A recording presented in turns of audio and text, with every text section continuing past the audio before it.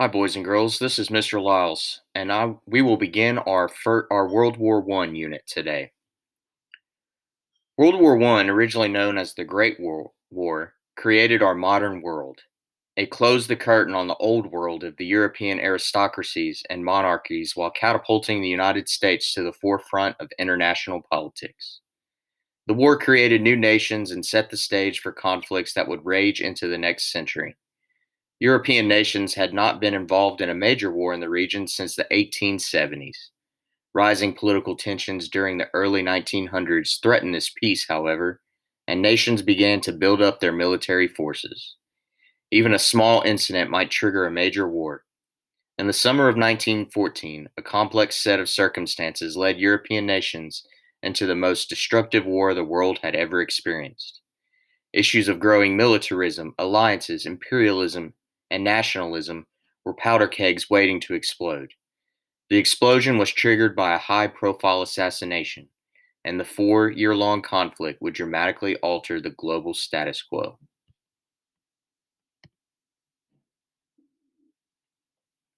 So, we're going to watch this short video introducing World War I entitled The One Thing You Should Know About World War I.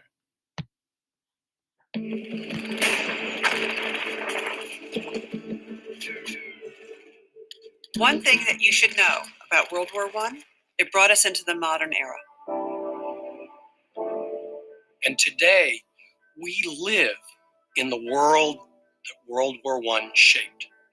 For Americans in particular, it brought Americans firmly into the 20th century and into a global mindset. You can see that in technology, the development of planes. You can see that in social movements, women's equal rights, the civil rights movement. Suddenly, one worker in an industrialized nation could produce what hundreds of workers were needed to produce in the 18th century and the early 19th century.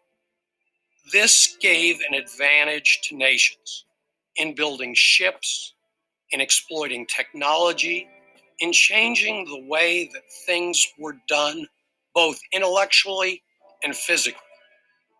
It's the 20th century. It's a whole new ballgame from the 19th century. The one thing that people should know about World War I, probably the toll that it takes in terms of what happens with death counts after the war that are really complicated by the influenza, the spread of germs. And a lot of times we don't think about the impact of the war after the war.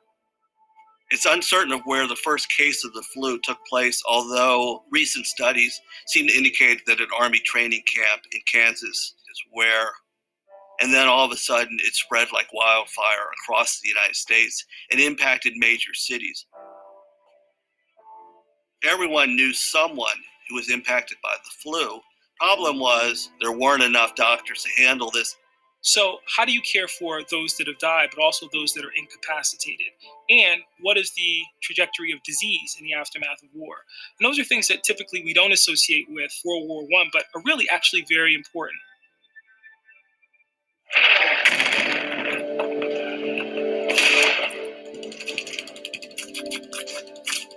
The one thing that people should know about World War I was how unbelievably violent it was. World War I was by far the bloodiest war that Europe had experienced in centuries. The Battle of the Somme, probably the most famous battle that the British troops were involved in, July 1st, 1916. It's 19,000 soldiers were killed in a single day. It's astronomical to think about that figure. These were young men who, of course, didn't come home. They didn't get married. They didn't have children. And a whole generation of British life was lost on a single battle. What made the First World War a modern war was the way that it mobilized whole societies, and not just mobilized them as laborers and farmers, but also made whole societies targets.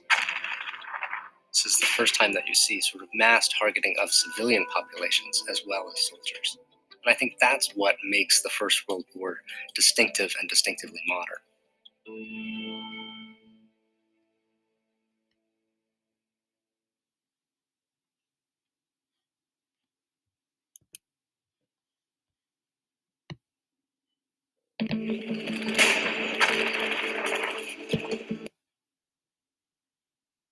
So, how could a war like this start?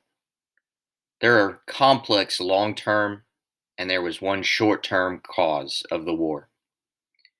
There are four main causes for the war in Europe.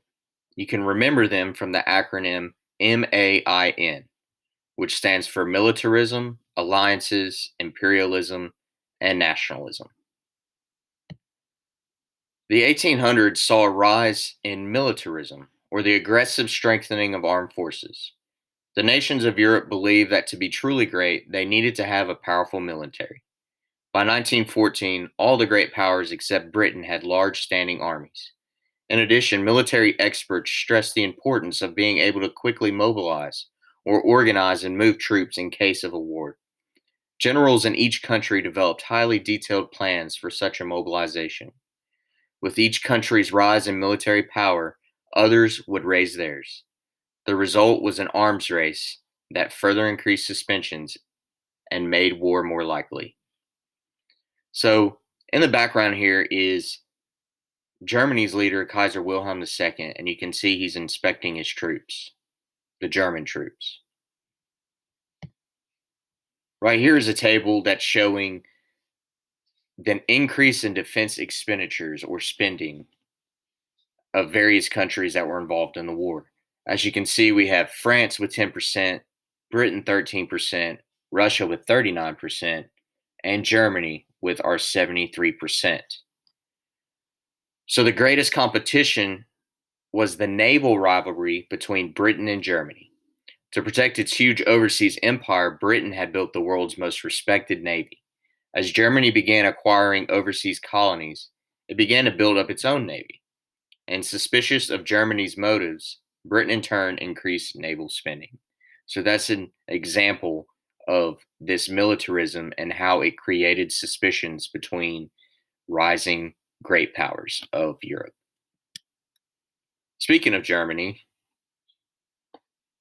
let's take a closer look at the country. Make sure to label Germany on your map of Europe. The Germany that we know of today only became a country in 1871. For centuries, the German peoples had been divided into several independent kingdoms or under the rule of an empire. After a war with France in 1870, Germany became united. This created a strong sense of nationalism or for their country. Keep nationalism in mind as we will talk more about it later. Germany also became the leading industrial power by 1900. Germany had abundant natural resources like iron that allowed factories to emerge and become a large part of their economy. This industrialization allowed Germany to build up their modern military. Which brings me to my last point. Germany wanted to expand their overseas empire. This made other countries suspicious of their motives. So the next main reason is alliances. These are agreements or promises to defend and help another country. Distrust led the great powers to sign treaties, pledging to defend one another. These alliances were intended to create powerful combinations that no one would dare attack. Gradually, two huge alliances emerged. This alliance system had been designed to keep peace in Europe, but it would instead help push the continent into war. Germany formed an alliance with Austria-Hungary in 1879. Each promised to defend the other in case of enemy attack. Concerned with Germany's growing power, France and Russia created their own alliance in 1893. Britain joined France and Russia in 1907. As the fighting started, the alliance between Austria-Hungary and Germany came to be known as the Central Powers. Bulgaria and the Ottoman Empire later sided with the Central Powers. France, Russia, Serbia, and Britain were known as the Allied Powers. Italy, the United States, and many more would later join the Allied Powers. Over the next several years, soldiers from 30 nations and 6 continents would fight in World War I. As mentioned on the previous slide about alliances, France joined Russia in an alliance in 1893 in response to Germany's motives. Label France on your map. France also had lost territory to Germany in 1870 and wanted revenge and glory. The French people wanted to restore their reputation in Europe, and many felt that a war with Germany was inevitable. Additionally, France was a colonial power at this time. France had many colonies in Africa and Asia that provided them with resources and manpower. France's ally, Russia, also distrusted Germany. Label Russia on your map. Although Russia had large amounts of natural resources and people, it was slow to industrialize.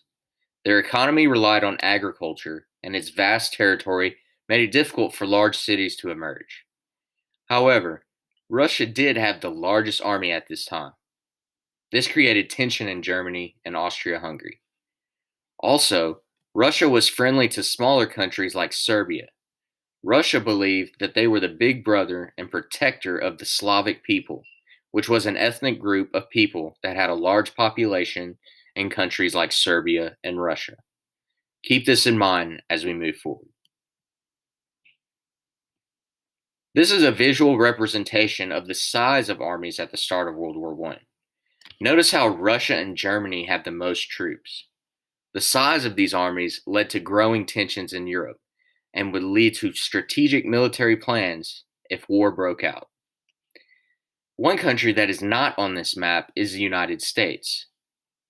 The United States only had around 200,000 soldiers at the start of the war. Look over here at Belgium and Serbia. Serbia and Belgium, small countries, had more military troops than the United States. So, our next and third main cause of the war is imperialism. And this should be familiar to all of us, as we just wrapped up our imperialism unit on America. So, as we have already learned, the nations of Europe and America competed fiercely for territory around the world. The quest for colonies sometimes pushed European nations to the brink of war. As European countries continued to compete for overseas empires, their sense of rivalry and mistrust of one another deepened. Imperialism caused friction between the countries of Europe. Imperialism would also mean that a war between countries in Europe would spread to their colonies around the world. When war would break out, rival colonies in Africa would be at war with each other as well as in Europe. And this is a picture of the British Empire in 1914, which was the year the war broke out. And as you can tell by the graph, the British Empire spanned all continents, and they had territories around the globe. Speaking of imperialism and Great Britain, let's take a look at the country. So label Great Britain on the map. Great Britain had the largest empire and economy in the world. To protect their vast empire, Britain relied heavily on their large and modern navy. As we mentioned before, Germany began to increase the size of their navy in the early 1900s. This rise in militarism from Germany created tension and a naval arms race in Great Britain. Although they were allied with France and Russia, Great Britain had the least to gain from a war. Being an island nation, they were away from conflict on the continent. Additionally, if war broke out, they would have to worry about the fighting spreading to their colonies around the world. Therefore, many British people and leaders wanted to avoid war if at all possible. So the final main cause was the growth of nationalism, or a strong sense of pride and loyalty to one's nation or culture. Nationalism can be a unifying force within a country, like we have seen in Germany. However, it also can cause intense competition among nations, with each seeking to overpower the other. Think of the violence that breaks out between fans of football teams. The intense pride in their teams sometimes causes them to do harm on opposing fans. Nationalism is the intense pride of citizens rather than fans. By the turn of the 20th century, a fierce rivalry had developed among Europe's great powers. Those nations were Germany, Austria-Hungary, Great Britain, Russia, and France. Germans were proud of their new empire's military power and industrial leadership.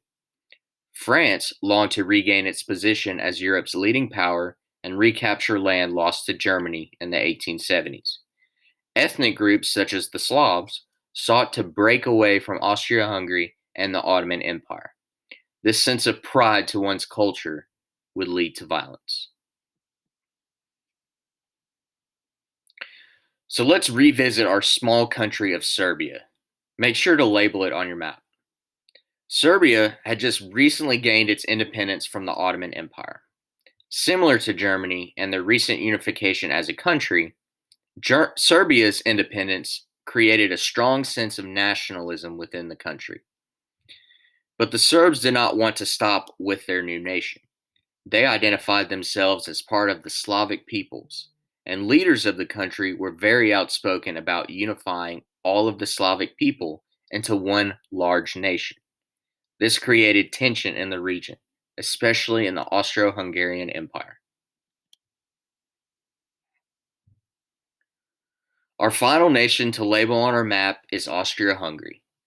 Unlike their German ally, the Austro-Hungarian Empire had been around since the 1600s. However, the empire faced many internal challenges and began to collapse. This meant that they struggled to keep their empire together.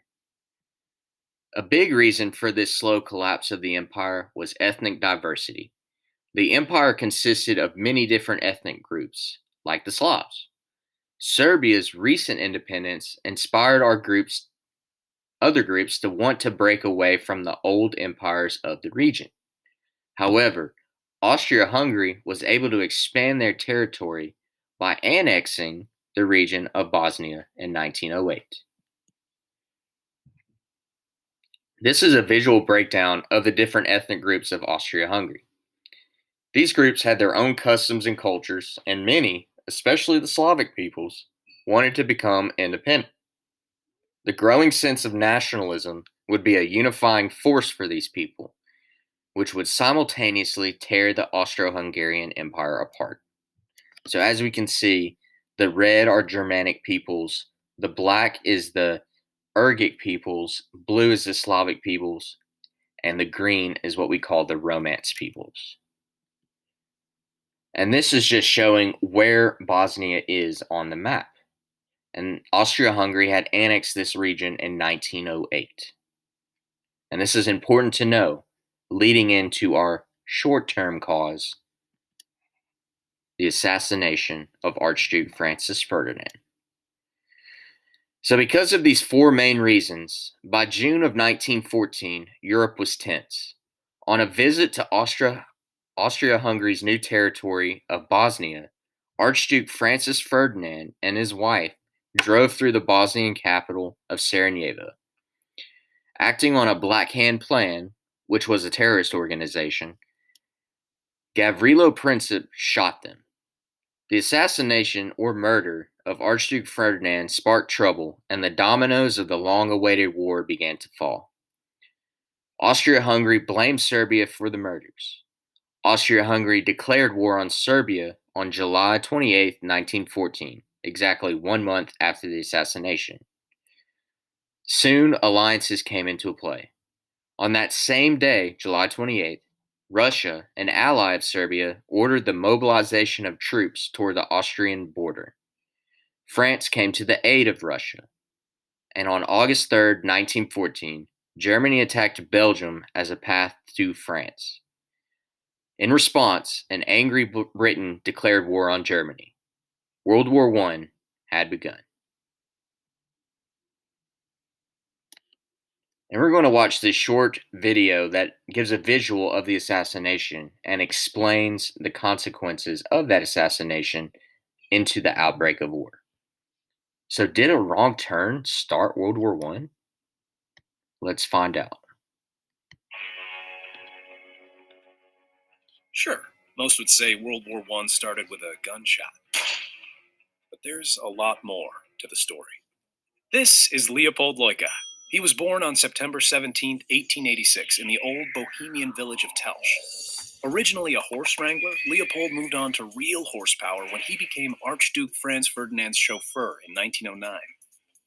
Archduke Ferdinand was first in line to the Austro-Hungarian throne, then occupied by Emperor Franz Joseph I. But serving as emperor wasn't all it was cracked up to be. Austria-Hungary wasn't exactly the most popular European country at the time. 1908. The Austro-Hungarian Empire annexes Bosnia. This ticks off Bosnian nationalists, who wanted to unify all southern Slavic countries under one government. Tensions are still high in 1914 when Archduke Ferdinand decides to visit Bosnia. If there were any place where Ferdinand were to get got, Sarajevo, Bosnia's capital, would be it. Despite this, Ferdinand decides to drive around Sarajevo with the top down in his limousine. Leopold Loika is driving when, out of the corner of his eye, he spots a small bomb hurtling towards the Archduke and his wife. He slams on the gas and the bomb misses its target.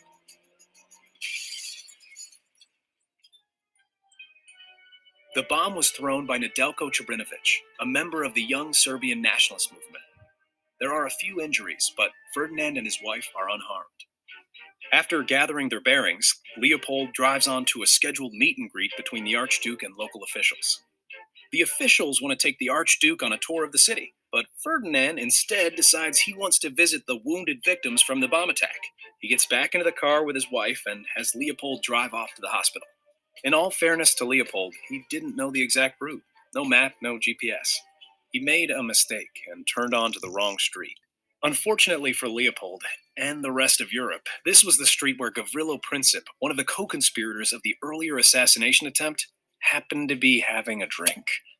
Princip can't believe his luck. He has an opportunity to finish out what he started earlier that day.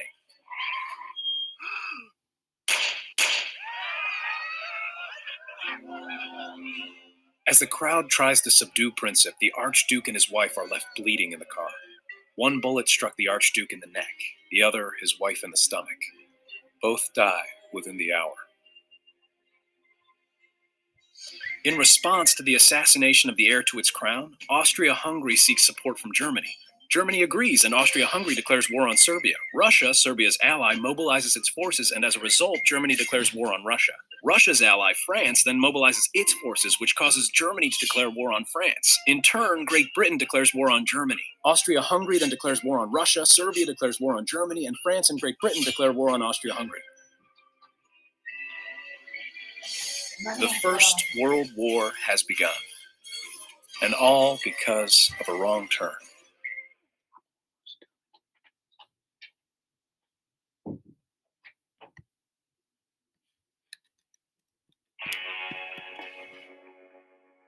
Sure. All right, and here's a political cartoon of how the alliances caused a chain reaction after this event. So as you can see down here in the bottom left, Serbia is saying, if you touch me, I'll, and then Austria, if you make a move, I'll, and then Russia is, if you hit that little feller, I'll, and then Germany, if you strike my friend, I'll, and then France, if you hit him, I'll, and then Great Britain way in the back, hey there, if you don't. So as you can see, these alliances that were meant to protect and prevent war actually created war. And World War I has begun. All right, boys and girls. I hope this PowerPoint was informative. Today's lesson, you will complete a graphic organizer and your map, and you will answer some application questions to this lesson. All right. I will pick back up with our next lesson on Thursday.